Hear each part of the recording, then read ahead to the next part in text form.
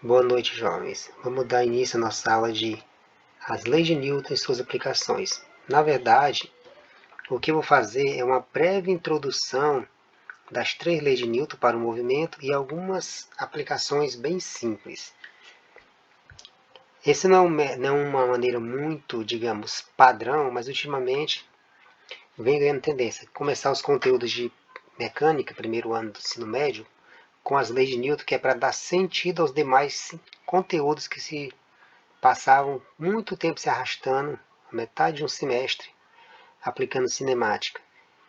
Um conteúdo ficava um pouco vazio. Então, por isso que eu estou fazendo essa pequena introdução. Depois, nós vamos aprofundando os conteúdos e vai ficando tudo mais, digamos, claro, seguindo essa linha de raciocínio. E de antemão, temos que ver que existem vários tipos de força na natureza. Força da gravidade, força nuclear forte, força nuclear fraca, força magnética. Entendido? Então, o que vocês têm que notar aqui é que até chegar no terceiro ano, nós temos um grande caminho a trilhar por todos esses conteúdos no sentido de aprofundar a cada um. Então, primeiramente, nós vamos ter uma noção básica, que é superficial de tudo, para ter uma visão geral. E depois a gente vai aprofundando cada um dos tópicos. Prosseguindo. Aqui tem uma espécie de sumário que é as três leis de Newton, basicamente para o movimento, e tem alguns exemplos que eu coloquei. 7 exemplos para a gente dar uma treinada aqui básica. Leis de Newton. As três leis de Newton para o movimento, como eu falei. Mas, seja, essas três leis para o movimento é para dar uma noção básica da dinâmica, por exemplo, de um corpo, de uma partícula, de um sistema de partículas, né? Dependendo do nível que estejamos estudando. Então, vamos começar pela primeira. Todo corpo permanece em repouso ou em movimento retilíneo uniforme, a menos que seja obrigado a modificar o seu estado de movimento pela ação de forças externas. Não basta ler isso e decorar, você tem que interpretar.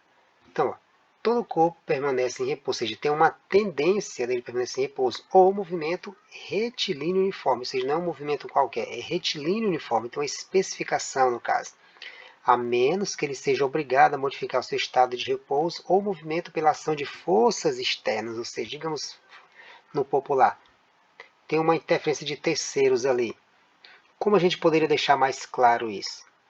Quando você, digamos que você esteja dirigindo e está você sozinho no carro, pode ser ou não, e deixou um livro no banco do passageiro. Numa freada brusca, você para, o carro para e o livro, que logicamente está sem o cinto de segurança, vai para frente, porque o livro ele tem uma tendência a continuar o estado de movimento que ele estava, porque o freio foi aplicado sobre o carro. E aí onde está o motivo de nós termos que utilizar o cinto de segurança, porque se você estiver sem o cinto, numa freada brusca, você tem a tendência a ir para frente. Entendeu? Então, a questão do cinto de segurança é uma aplicação da primeira lei de Newton, mais conhecida como lei da inércia. Certo? Então, grave esse nome, simplificando. Lei da inércia, que é a tendência de um corpo ficar em repouso ou movimento retiliniforme. E a inércia pode ser interpretada de outra maneira, como a medida da massa de um corpo. Por exemplo, um corpo de massa 100 kg tem mais inércia que um corpo de massa 2 kg. Porque, logicamente, é mais fácil você parar uma bicicleta em movimento do que um caminhão carregado, que tem uma massa bem maior. Então, quanto maior a massa, maior a inércia. Então, vocês podem dizer que a massa é a medida da inércia de um corpo. E por aí a gente pode tirar inúmeros exemplos, tanto de parar como também para colocar em movimento, que também é o contrário. Se tem uma moto e um carro parado, um caminhão parado no sinal, na hora que o sinal abre verde, a tendência, na lógica da coisa, é que a moto acelere rapidamente e o caminhão carregado vai acelerar mais lentamente, digamos, pegar o ritmo e a velocidade, falando na linguagem popular. Segunda lei de Newton. A modificação do movimento ela é proporcional à atuação de uma força, ou seja, a força atuante, ou seja, F é igual a ma, ou seja, força é igual a massa vezes aceleração. Para quem ainda não entende, essas setas em cima do F e do A significa dizer que são duas grandezas vetoriais, que é a força e a aceleração, e a massa é uma grandeza escalar, que depois a gente vai entrar mais nesses detalhes, são grandezas escalares e grandezas vetoriais. Só dando esse toquezinho inicial. Então, o que eu falei já de início na primeira lei, aqui já vai ganhando uma linguagem matemática nessa segunda lei. Ou seja, ao aplicar uma força sobre um corpo de massa m, ele ganha uma aceleração. Mas existem situações em que esse corpo não acelera. Você aplica uma força e ele continua no mesmo lugar. Então, é errado dizer que toda força, que todo corpo, quando você aplica uma força, ele vai entrar em movimento. Não, ele pode simplesmente sofrer uma deformação. Entendido? Então, tem que se ater aos detalhes. E nem tudo aquilo que a gente chama de força é força no sentido físico. Quando a gente fala a força da lei, não é, essa força não tem o sentido físico, o sentido real, o sentido ali, no caso, o sentido abstrato. E por aí a gente tira vários também exemplos. Terceira lei de Newton, mais conhecida como princípio da ação e reação. A toda ação corresponde uma reação igual e oposta, ou as ações mútuas de dois corpos são sempre dirigidas em sentidos opostos. Exemplo, digamos que você esteja de patins, se você empurrar a parede numa direção, você vai para o outro. Também é perfeitamente lógico. Se você está num barco, você rema para trás na água, você vai para frente. Você não rema na mesma direção que você quer ir, você rema no sentido contrário, porque a uma ação tem uma reação igual em sentido contrário se houver conservação do momento, que também é um detalhe mais profundo que a gente vai ver mais à frente também sobre isso. Prosseguindo, vamos dar um exemplo de uma força sobre um corpo que está sobre uma mesa. Um corpo sobre uma mesa. Então, no caso, vamos ver todas as forças que estão agindo sobre ele, sobre a mesa também, como quero dizer, dependendo de como querem fazer a análise. No caso aqui, eu quero ver só sobre o corpo que está sobre a mesa. Então, peguei esse exemplo hipotético aqui. Está aqui a figura, sobre a mesa tem um corpo, e sobre esse corpo tem algumas forças atuantes. Essa força N para cima é a força normal que a gente chama, que é a força que a mesa faz no corpo. Esse W é o peso, que no caso é a força da gravidade, ou seja, a força que a Terra está exercendo sobre o corpo. Esse N normal, ou seja, é a força que o bloco faz na mesa, e o W para cima é a força da gravidade, no caso, o peso, esse corpozinho que está sobre a mesa, puxando a Terra. Pode parecer meio absurdo, mas se toda ação tem uma reação, então, quando a Terra exerce uma força sobre esse corpo que está sobre a mesa, o corpo também exerce uma força na Terra. Então, quando você solta um objeto que ele cai, tanto a Terra está atraindo o objeto, como o objeto está atraindo a Terra. E você se pergunta, mas por que eu só vejo o objeto se mover? É aí onde você entra a primeira lei. O corpo de maior massa tem mais inércia, como eu falei. Então, a tendência de tirar ele do movimento, né, vai ser bem mais complexa. Ou seja, ele tem uma tendência bem maior de continuar em repouso, no caso da Terra. Já o corpo de menor massa, no caso, em comparação à Terra, que é o objeto que está sobre a mesa, ele tem uma inércia menor. É mais fácil tirá-lo do seu estado de repouso, que é o que a Terra faz. Prosseguindo.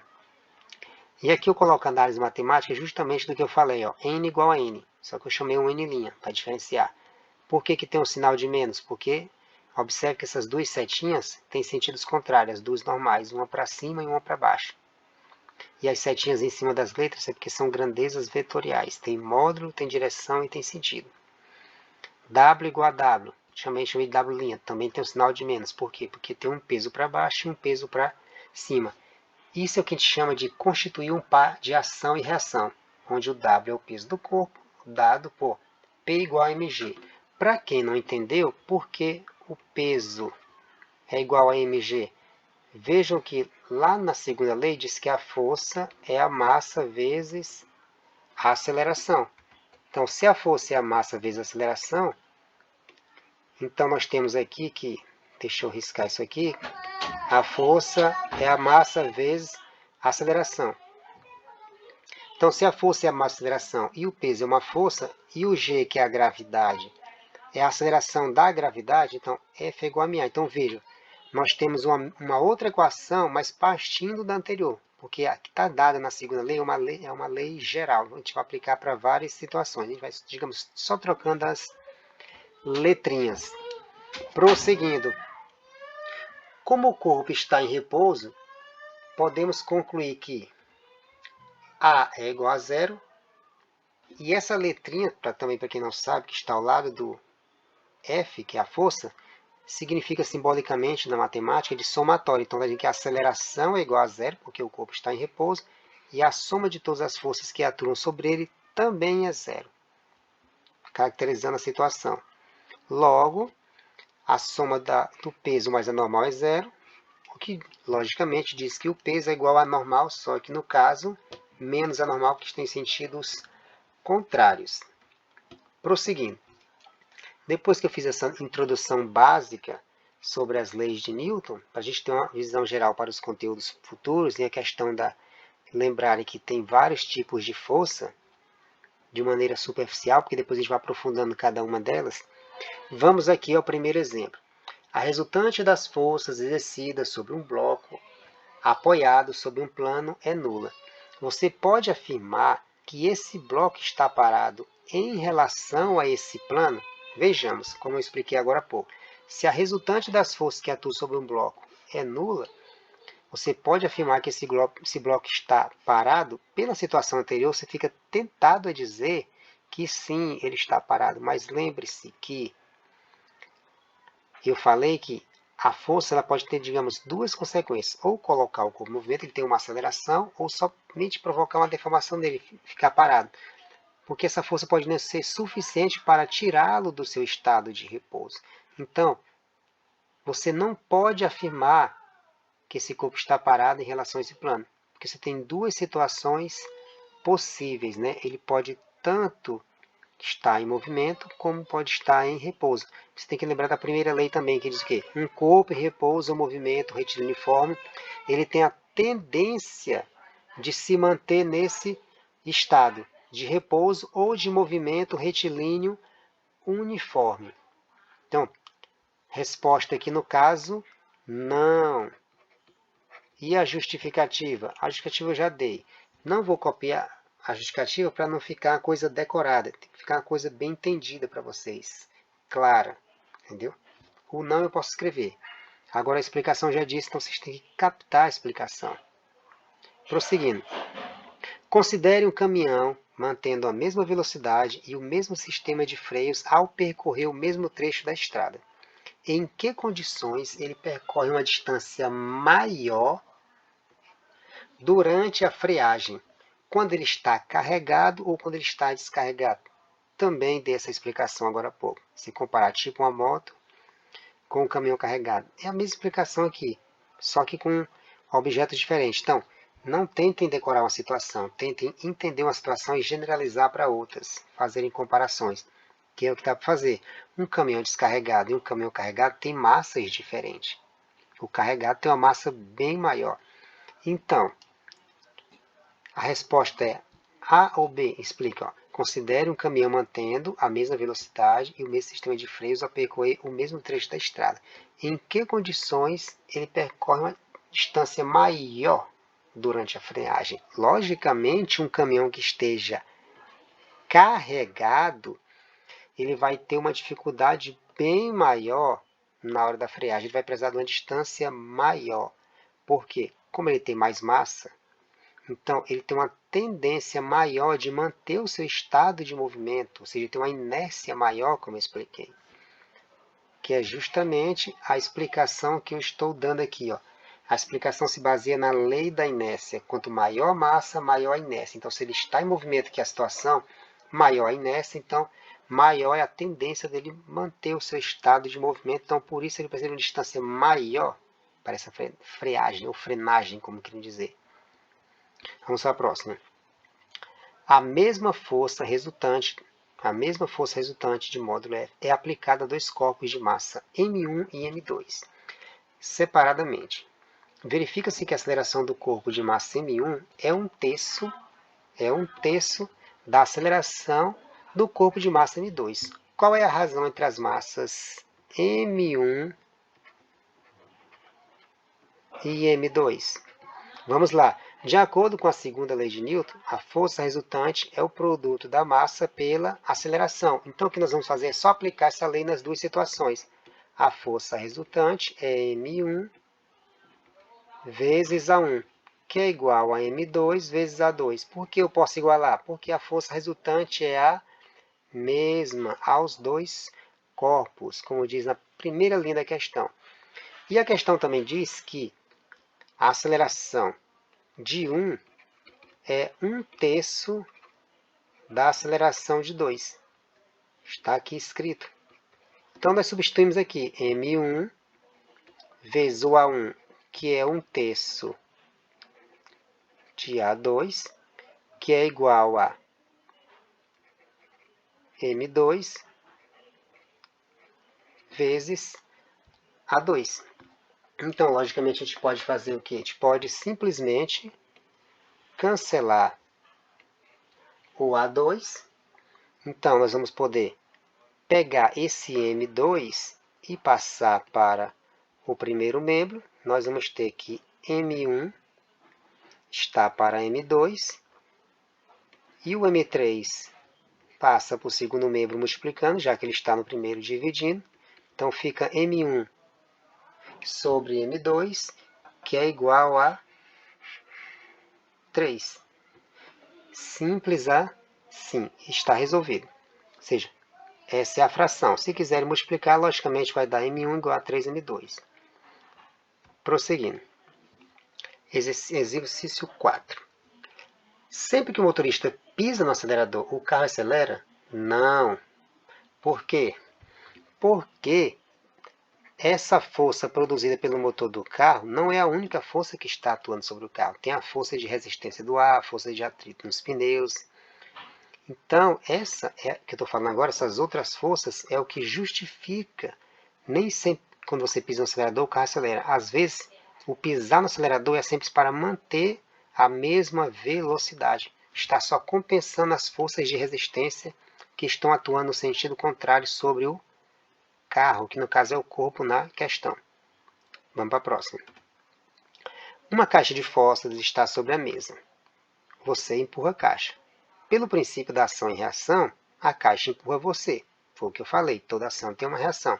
Por que só a caixa se movimenta? Também expliquei isso. A caixa de fósforos tem uma massa bem menor que a sua. Então, logicamente, a sua inércia é bem maior do que a da caixa de fósforos. Que justamente o que eu estou falando aqui já é a explicação. Como você tem uma massa maior do que a caixa de fósforos, a sua inércia é maior. Então, você tem uma tendência maior de manter o seu estado, que é o de repouso. E, logicamente, é mais fácil tirar a caixa de fósforos do seu estado de repouso. Você consegue fazer isso mais facilmente. Por isso que somente a caixa de fósforo, de maneira visível, entra em movimento. E vamos para a próxima. Exercício 6. Qual o módulo da força que comunica a um corpo de massa 10 kg uma aceleração de módulo 0,5 metros por segundo quadrado? Ora, se ele pede a força, vou colocar aqui a interrogação. Ó, qual o módulo da força que comunica um corpo de massa 10 kg, massa igual a 10 kg, uma aceleração, ó, A, de 0,5 metros por segundo quadrado. Aplicando a segunda lei de Newton, que diz que a força é a massa vezes a aceleração, então teremos que a força é igual a massa 10, a aceleração 0,5, então 10 multiplicado por 0,5 dá 5. Então essa força aplicada é de 5 newtons. E vamos para a próxima.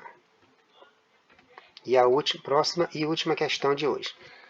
Qual a massa do corpo que, sob a ação de uma força resultante de módulo 60 newtons, adquire aceleração de 5 metros por segundo quadrado? Vejamos, ó, qual a massa, veja que mudou a pergunta, ó, do corpo que, sob a ação de uma força de 60 newtons, aí você pega a informação e anota para ficar mais claro, adquire uma aceleração de 5 metros por segundo quadrado. Então, essa é a dica que eu dou para vocês. Sempre tirem todas as informações da questão.